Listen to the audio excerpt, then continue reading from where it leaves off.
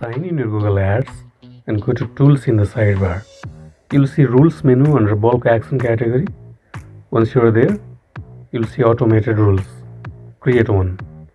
In our case, we are applying it for all the campaigns. Name your rule.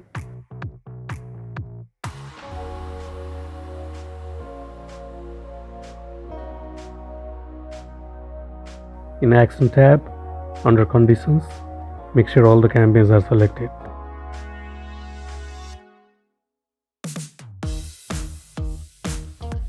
Now add a filter, which is cost in our case. Make sure it is set greater than your monthly budget.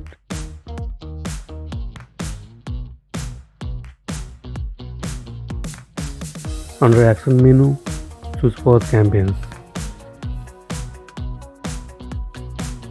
In the Frequency tab, make sure to select the frequency daily and time user choice.